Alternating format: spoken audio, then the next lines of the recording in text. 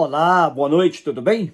É um prazer estar de novo com você após umas breves férias que foram muito boas para reanimar, para renovar as energias, tanto físicas quanto mentais.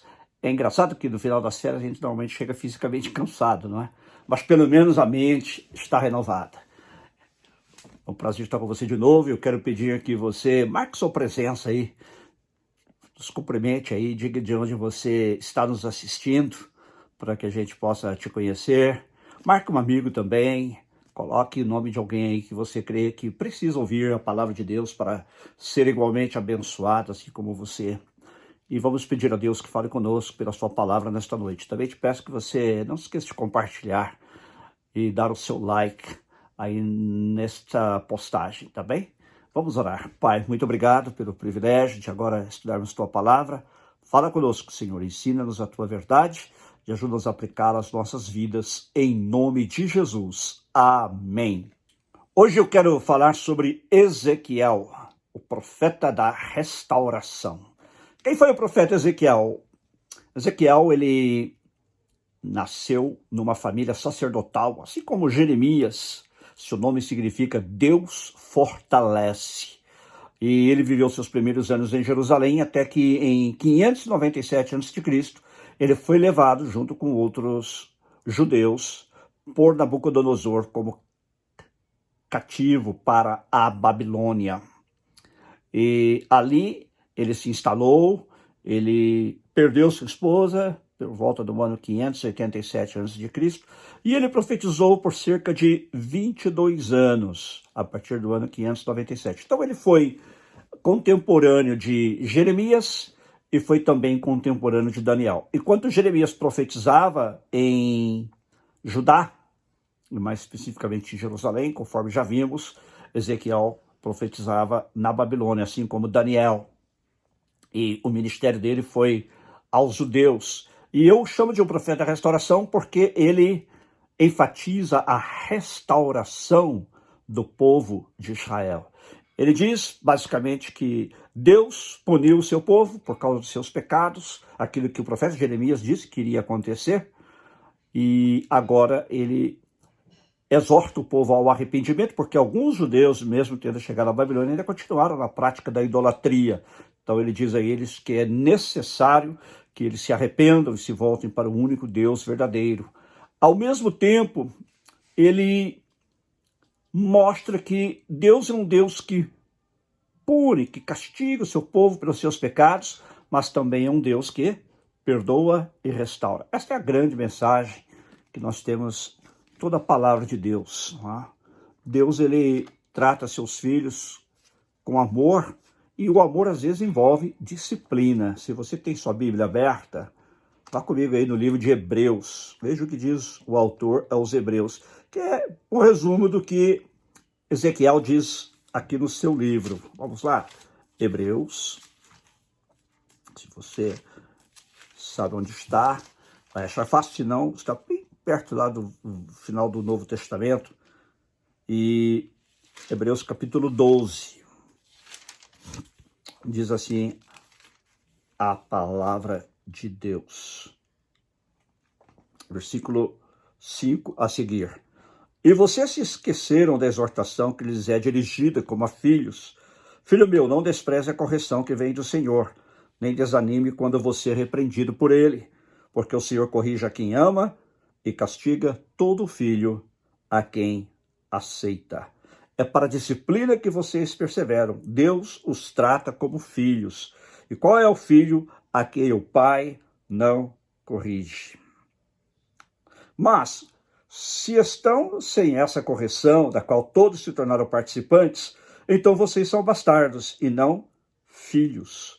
Além disso, tínhamos os nossos pais humanos que nos corrigiam e nós os respeitávamos. Será que então não nos sujeitaremos muito mais ao Pai espiritual para vivermos? Pois eles nos corrigiam por pouco tempo, segundo o melhor lhes parecia. Deus, porém, nos disciplina para o nosso próprio bem, a fim de sermos participantes da sua santidade.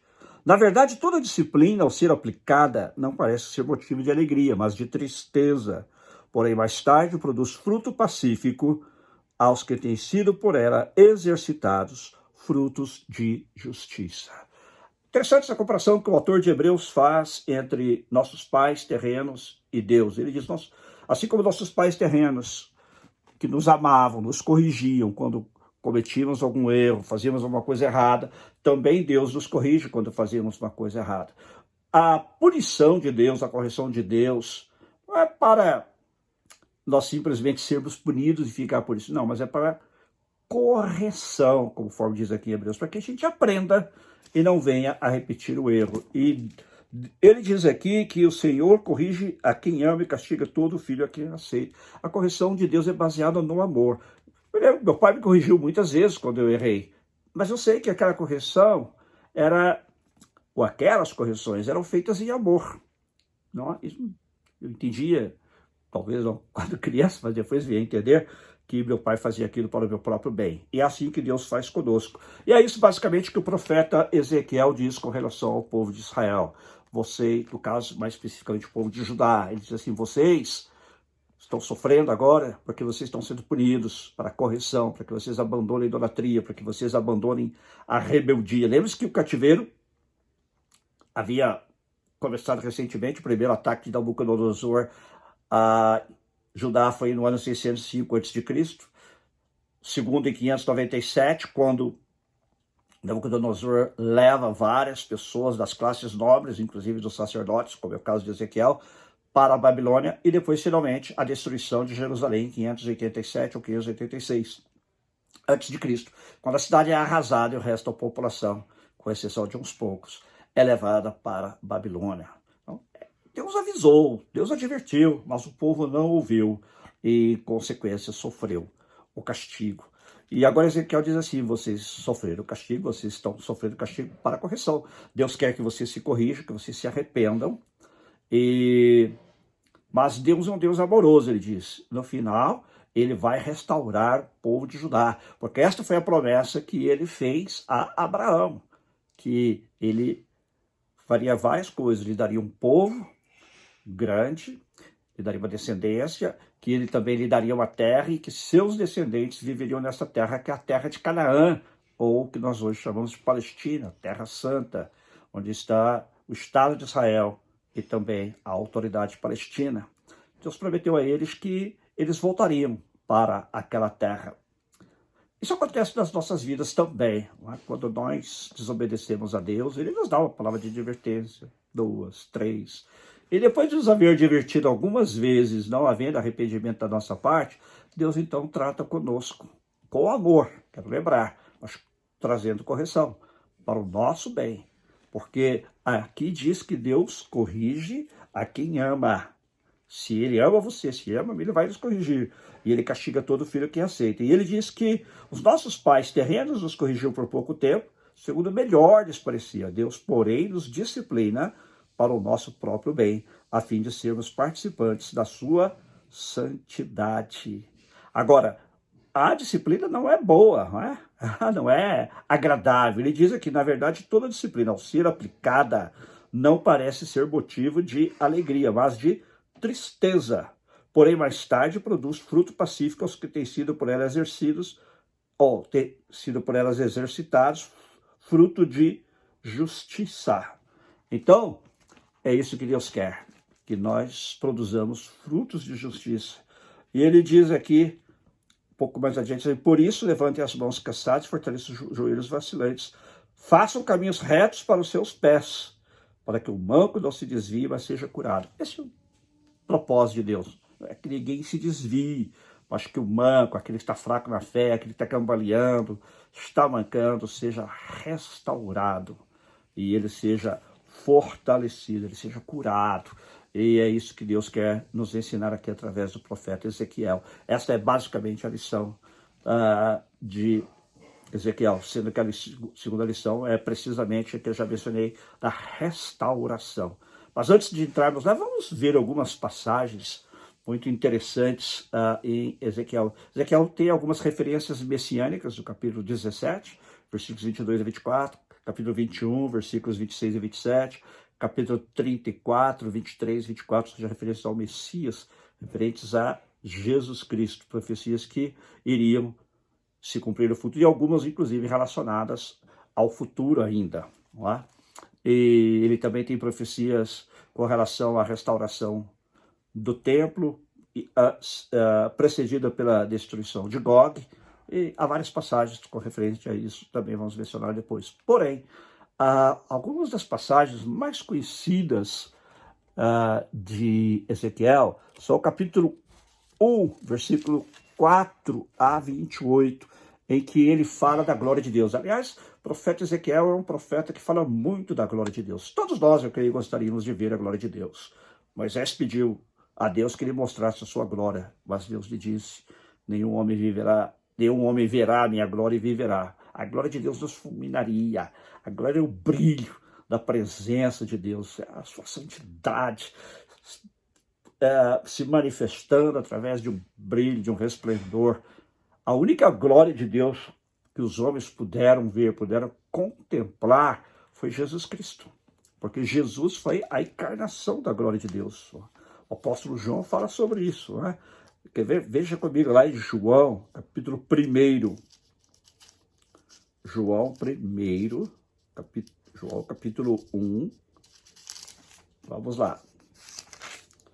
Onde ele fala da encarnação do Verbo, a encarnação de Deus, a encarnação da segunda pessoa da Trindade. João capítulo 1, ele diz assim: no princípio era o Verbo, ou palavra, e o Verbo estava com Deus, e o Verbo era Deus. Ele estava no princípio com Deus. Todas as coisas foram feitas por ele, sem ele nada do que foi feito se fez. A vida estava nele, e a vida era a luz dos homens. A luz resplandece das trevas, e as trevas não prevaleceram contra ela. Então Jesus, ele é a luz, a glória de Deus. Ele diz: eu sou a luz. Quem me segue não andará em trevas. E aqui ele está descrevendo Jesus antes da sua encarnação. Ele é o Verbo que estava no princípio com Deus e que era Deus. E todas as coisas que existem foram feitas por ele. E agora ele veio ao mundo. Diz aqui a partir do versículo 10. O Verbo estava no mundo, o mundo foi feito por ele, mas o mundo não o conheceu. Veio para que era seu, e os seus não receberam. Veio para o povo judeu não recebeu. Claro, com exceção de alguns, os apóstolos eram judeus, alguns outros discípulos também. Mas a todos quantos receberam, deu-lhes o poder de serem feitos filhos de Deus, a saber, os que creem no seu nome. Então só são filhos de Deus os que creem em Jesus Cristo, os que creem no seu nome, aqueles que recebem Jesus Cristo como seu Senhor e Salvador. Mas não somos todos filhos de Deus? Não. Somos criaturas de Deus, mas só são filhos de Deus no sentido pleno aqueles que receberam Jesus Cristo como seu Senhor e Salvador. Por quê? Porque aqui diz: eles não nasceram do sangue, nem da vontade da carne, nem da vontade do homem, mas de Deus. Agora, e o Verbo, Jesus, se fez carne, habitou entre nós, cheio de graça e de verdade, e vimos a sua glória, a glória como do unigênito do Pai. Esta é a glória de Deus que nós podemos ver. Claro, hoje não vemos porque Jesus está assunto aos céus, mas o apóstolo João diz assim: nós vimos a glória de Deus nele. Nós vimos a sua glória como a glória do unigênito de Deus.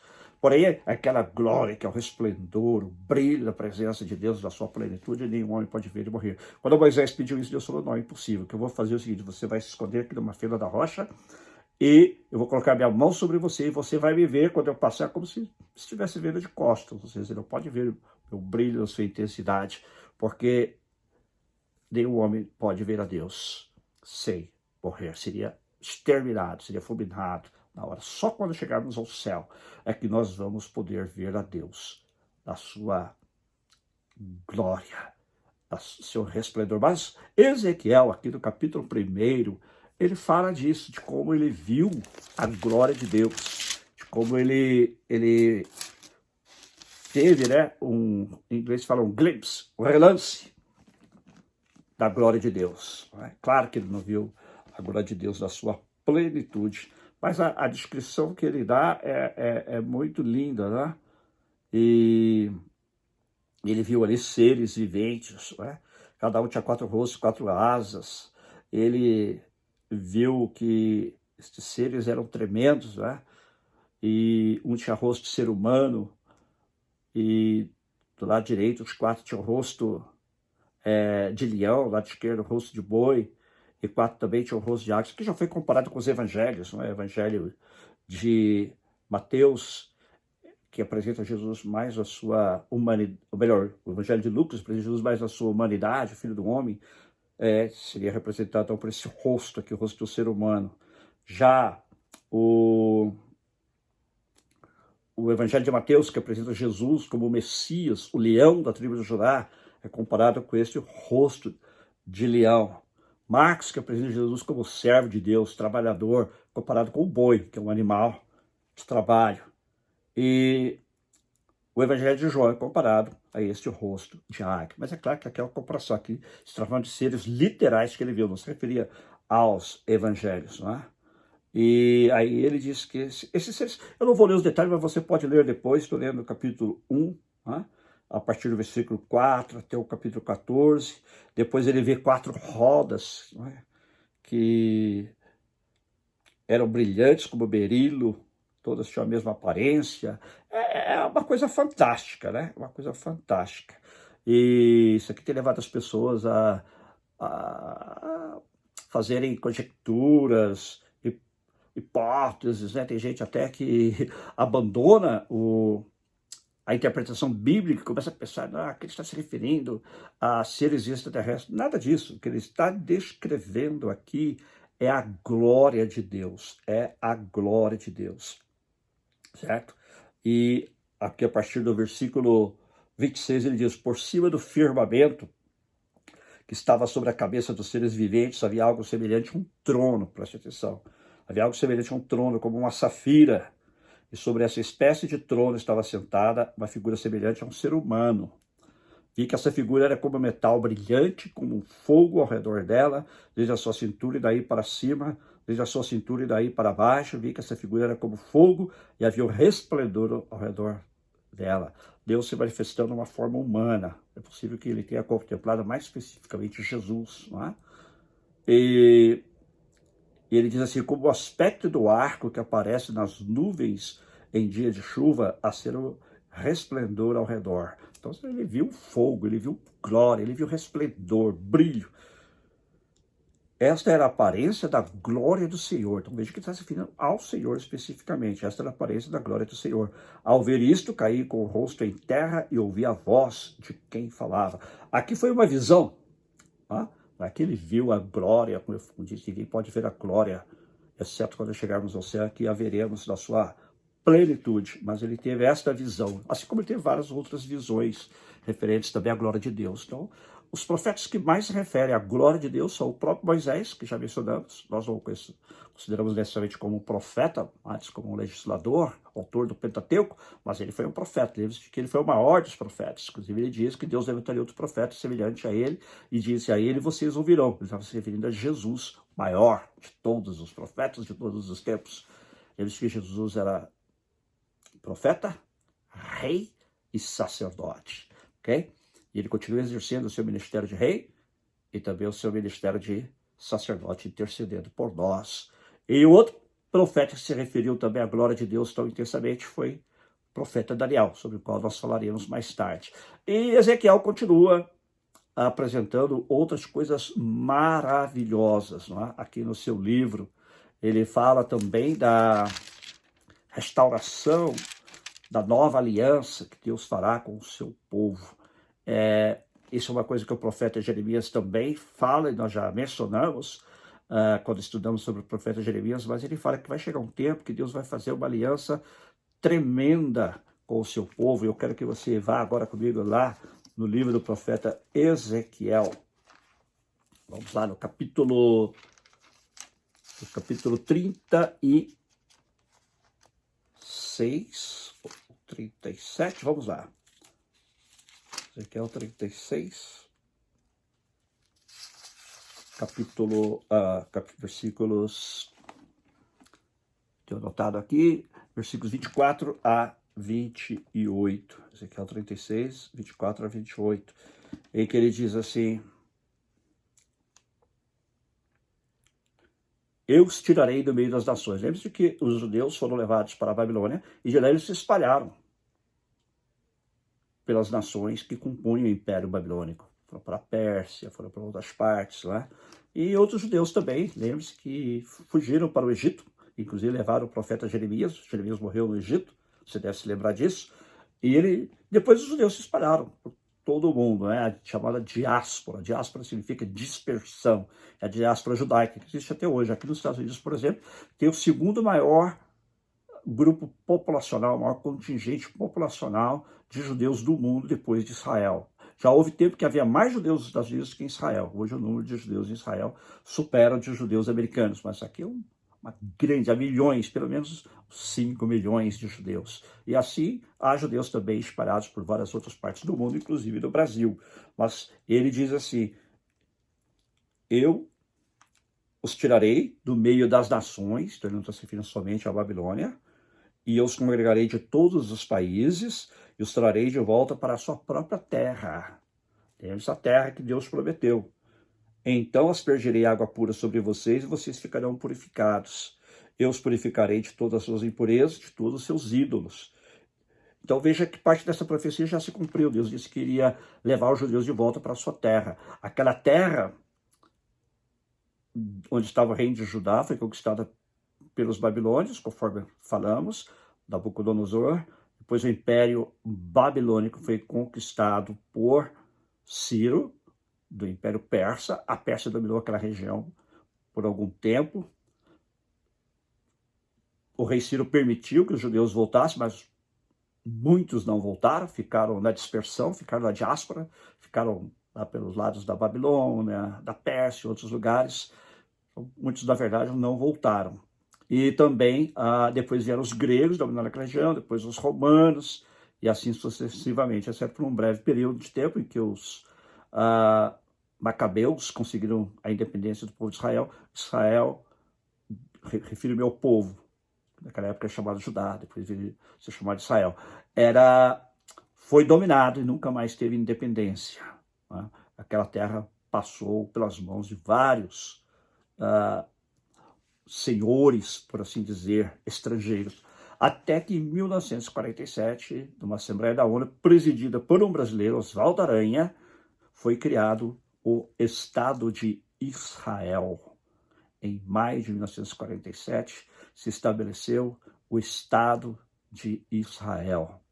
Então, a profecia se cumpriu. Deus diz, vocês vão voltar para a terra. E começou a haver um êxodo de judeus, como houve aquele êxodo saindo do Egito em direção à terra prometida, começou a haver um êxodo de judeus do mundo inteiro. O último grande contingente de judeus fluiu da Rússia, onde eles também eram oprimidos. A gente não sabe, os judeus russos também eram oprimidos. E de outras partes da Europa começaram a fluir para Israel. E hoje o maior número de judeus do mundo mora em Israel. Mas o que acontece, assim, por país, não é? Pode ser que haja mais judeus fora de Israel do que Israel ainda, mas por país o maior número está em Israel. Então Deus falou que ia fazer isso e ele fez. Agora ele vai cumprir também o restante da profecia, porque as profecias de Deus, todas elas são cumpridas, as promessas de Deus todas são cumpridas. E ele diz assim, então, eu aspergirei água pura sobre vocês, vocês serão purificados, eu os purificarei de todas as suas impurezas, de todos os seus ídolos. Isso parcialmente já aconteceu também, porque os judeus, a partir do cativeiro da Babilônia, nunca mais se envolveram com idolatria. Claro que há judeus individuais que sim, mas como povo, o povo judeu nunca mais se envolveu com a idolatria. E ele diz, eu lhes darei um coração novo, e porei dentro de vocês um espírito novo, tirarei de vocês o coração de pedra, e lhes darei um coração de carne. Porei dentro de vocês o meu espírito, e farei com que andem nos meus estatutos, guardem e observem os meus juízos. Então, Deus disse que ele vai fazer isso também. Hoje isso é feito quando o judeu se converte a Jesus Cristo. Não é? É a nova aliança que Deus prometeu aqui através do profeta Ezequiel e também através do profeta Jeremias. Mas ele diz mais, vocês habitarão na terra que eu dei aos seus pais, vocês serão o meu povo e eu serei o seu Deus. Eles já estão habitando na terra e um dia o povo judeu vai se converter de novo ao seu Deus. Há judeus convertidos, mas a grande maioria ainda destoa do plano de Deus, mas um dia eles vão voltar ao Senhor. E isso vai acontecer por ocasião da volta de Jesus. Até lá muitos judeus serão salvos, com certeza, aceitando Jesus Cristo como o Messias de Judá e Israel, que ele de fato é. E Deus promete também, aqui no capítulo 37, se você tem a sua Bíblia aí, partir do versículo 15, ele diz assim: a palavra do Senhor veio a mim, dizendo: filho do homem, pega um pedaço de madeira e escreva nele o seguinte: de Judá e dos filhos de Israel, seus companheiros. Depois pegue outro pedaço de madeira e escreva nele: de José, pedaço de madeira de Efraim, de toda a casa de Israel, seus companheiros. Junte os pedaços de madeira um ao outro, faça deles um só pedaço, para que se tornem apenas um na sua mão. Quando os filhos do seu povo perguntarem: você não vai nos explicar o que significa isso? Responda: assim diz o Senhor Deus: eis que eu pegarei o pedaço de madeira de José, que está na mão de Efraim, e das tribos de Israel, suas companheiras, e o ajuntarei ao pedaço de Judá, e farei deles um só pedaço, e se tornarão apenas um na minha mão. Deus está dizendo, então, que chegaria o tempo em que ele também tiraria os filhos de Israel do meio das nações, e juntaria com os de Judá, que estavam no cativeiro em Babilônia, e faria uma só nação.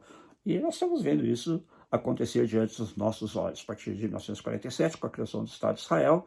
É interessante notar também que hoje o Estado de Israel, ele ocupa basicamente a mesma terra que o reino de Judá e o reino de Israel ocupavam na terra de Canaã, no tempo tanto do cativeiro de Israel, como também no tempo do cativeiro de Judá. Então é Deus cumprindo sua palavra. Deus é tremendo, não é?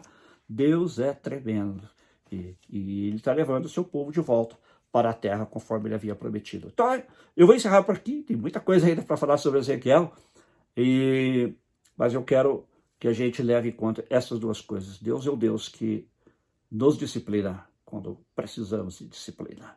É para o nosso bem. Às vezes a gente vê uma pessoa lá do mundo, pessoa que não conhece a Deus, fez uma coisa errada, parece que nada acontece com ela. Quando a gente faz, bom, lá vem bomba. É porque Deus nos ama. Ele diz assim: qual é o pai que não castiga o seu filho a quem ama? Deus nos ama, então ele nos castiga. Agora, Deus não vai castigar quem está no mundo porque não é filho dele. A Bíblia diz: se você não é filho, você é bastardo, você é filho ilegítimo. Deus não trata com quem está lá fora, Deus trata com o povo dele, para o nosso bem, conforme vimos lá em Hebreus. Segundo Deus, é o Deus que, quando promete, ele cumpre. Ele prometeu que após o período da disciplina, após o período do castigo, o povo seria restaurado à sua terra. O que de fato aconteceu. Aconteceu antes da maioria de nós, talvez, que estamos assistindo aqui, nascer, mas estamos vendo isto acontecer também diante dos nossos olhos, com o povo judeu voltando para a sua terra ancestral, a terra que Deus prometeu a Abraão, a Isaac e a Jacó. Aleluia! E nós podemos nos alegrar, porque assim como essas profecias já foram cumpridas, as demais profecias que o Senhor nos deu na sua palavra, os demais promessas que ele nos deu com relação ao futuro, também vão se cumprir. E as promessas que Deus fez a você, pessoalmente, fez a mim, fez ao seu povo, também vão se cumprir. Nosso Deus é o Deus de palavra. Amém? Gostaria de encerrar orando com vocês. Se você ainda não recebeu Jesus Cristo como seu Senhor e Salvador, faça isso agora. Lembre-se que a gente leu lá em João: mas a todos quantos receberam a Jesus, ele lhes deu o direito ou o poder de serem feitos filhos de Deus, a saber, aos que creem no seu nome. Creia que Jesus morreu pelos seus pecados na cruz do Calvário. Confesse agora seus pecados a ele e receba-o como seu Salvador, como seu Senhor. E ele perdoará os seus pecados, lhe dará a vida eterna e transformará a sua vida para melhor. Ele fez isso na minha, ele fez isso na vida de muita gente, é o que ele quer fazer na sua também. Então eu vou orar agora por todos nós e orar especificamente por você que deseja entregar sua vida a Cristo. Senhor, muito obrigado pela tua palavra, porque ela é cheia de promessas, de profecias mas também de exortações para nós. Obrigado, Senhor, pelas tuas exortações, que o Senhor nos exorta sempre, antes de nos punir, antes de nos castigar, como o pai faz com o filho a quem ama. Mas muitas vezes nós perseveramos no erro e acabamos sofrendo o castigo, a punição. Nós não gostamos da punição, claro, ninguém gosta do castigo, mas nós nos alegramos porque, conforme diz a tua palavra, este castigo é para o nosso bem e ele vai produzir frutos para a eternidade. Muito obrigado. Toda vez que precisarmos, Senhor, leva-nos a este lugar, posição de sermos disciplinados, que possamos entender a tua disciplina como sendo boa para nós, mesmo que ela no momento, como diz o autor de Hebreus, não pareça boa, não pareça agradável. Possamos nos conscientizar de que ela é para o nosso bem. Segundo, Pai, nós te agradecemos porque tu és um Deus que, quando promete, cumpre. Tu és o Deus da restauração. Se alguém nesta noite que precisa ser restaurado a comunhão contigo, toca o seu coração agora, Senhor. Leva ao arrependimento, como fizeste com o povo de de Judá e perdoa os seus pecados e traz esta vida a ti, Senhor, neste momento. E restaura as nossas vidas daquelas áreas também que precisamos de restauração, Senhor. Oh Deus, Tu és o Deus da restauração. E obrigado pelas Tuas promessas que o Senhor faz e o Senhor cumpre nas nossas vidas, de acordo com a Tua palavra, de acordo com o Teu caráter, Senhor. Pois elas são baseadas no Teu caráter. O Teu caráter é caráter santo. Tu és o Deus que não muda. Nós mudamos, mas Tu não mudas. Muito obrigado, Senhor. Ajuda-nos a pegar-nos a Ti, a Tua palavra e as Tuas promessas também. E, Senhor, agora eu quero orar por aquele que não recebeu Jesus. Faça comigo esta oração agora. Diga: Senhor Jesus, eu reconheço que sou um pecador, que Tu morreste no meu lugar na cruz. Me perdoa os meus pecados, me purifica deles e me recebe agora. E me ajuda a Te servir com alegria todos os dias da minha vida. Em Teu nome, amém. Amém. Deus te abençoe. Domingo estaremos de volta com o nosso culto, às 4 horas da tarde, 8 horas de Brasília. Assista-nos. E na terça-feira que vem também voltaremos com nossas células. Eu tinha deixado algumas células gravadas durante o período das férias e estaremos de volta nesta terça-feira já com uma novas mensagens. Deus abençoe sua vida. Não esqueça também de dar o seu like, de dizer-nos de onde você está nos assistindo e de convidar seus amigos também para assistirem. Marque seus amigos aí também para eles assistirem. Deus te abençoe. Uma boa noite.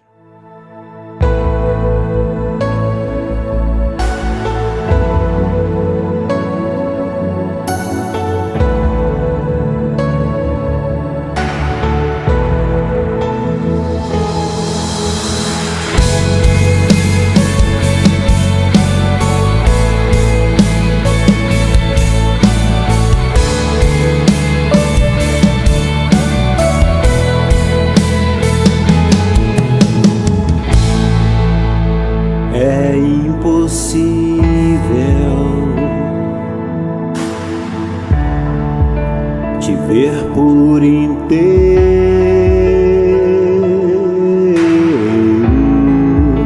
de tudo que é grande, Tu és o primeiro,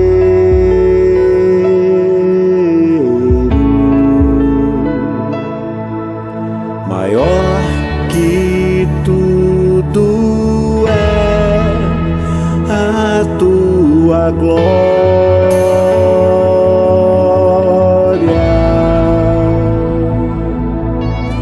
infinitamente mais é Jesus, incomparável poder, faz o pequeno vencer,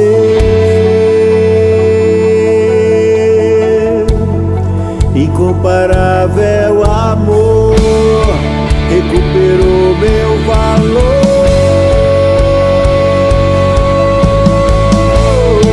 Você me viu em grande perigo, esse foi o Teu motivo, pra deixar a Sua glória e mudar meu destino. Apesar de quem Tu és, me quis contigo em Tua glória. Apesar de quem eu sou, eu tenho em Ti vitória.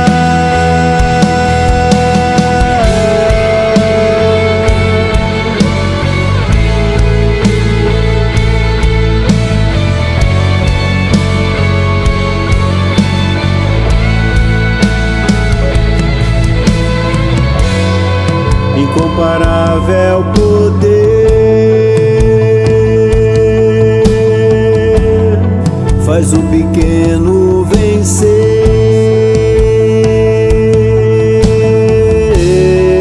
incomparável amor, recuperou meu valor.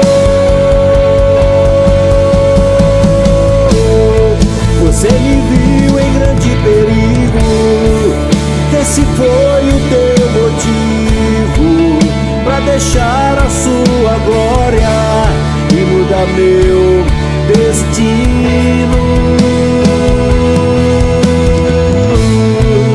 Apesar de quem tu és, me quis contigo em tua glória. Apesar de quem eu sou, eu tenho em ti vitória.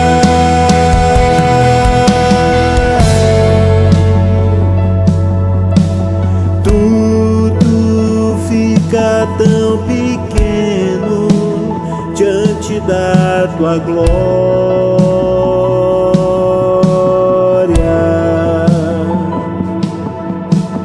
Tudo fica tão pequeno diante da tua glória.